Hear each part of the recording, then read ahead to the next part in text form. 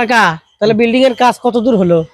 কাজ মোটামুটি কুলাবারই পাচ্ছি না, টাকা পয়সা দিতে কুলান যাচ্ছে না। কি কোন আপনি? কত কামাই আপনার? আছে এখন বিভিন্ন জায়গা থেকে ওই ইসনাদার ইটি আসে আর কি, যাই হোক।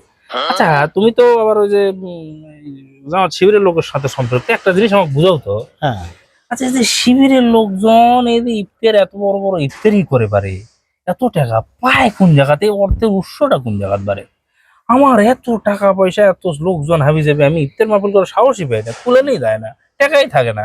আর ওরা এত টাকা পায় কোন জায়গা থেকে কত? আচ্ছা কাকা, আপনার সাথে যে লোকজন আছে মানে আপনার যে চান্দা কালেকশন করে নিয়ে আসার যে লোক, হুম তারা কি ফ্রি নিয়ে আসে না নাকি? ফিরে কেন আনবে, তারাও একটা ভাগ পায়, তারপর দেই, তারা টাকা নিয়ে যায়। অর্থাৎ বিভিন্ন স্ট্যান্ডে যে চাঁদাবাজি গুলো হয় সেগুলোর ভাগ নেওয়ার জন্য। আরে বাবা স্ট্যান্ড ওই আর সব কি। বিল্ডিং টিল্ডিং হয়, এগুলো থেকে চাঁদাবাজি করা দেবে না, এটা মনে করে এমনি দেয়। হ্যাঁ হ্যাঁ, সম্মানী সম্মানী আর কি।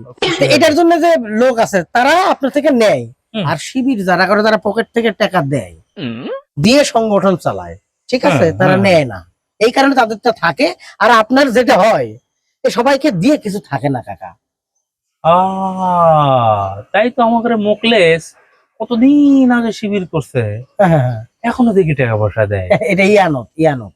যাই হোক, ও তো তোমাকে ভাষা ওগুলো বুঝবো না বাবা, তার মানে এইভাবেই চলে না। হ্যাঁ কাকা। আরে আমরা একটা পোস্টার করবে ধরলেও কুলেবার পারি না বাড়ি।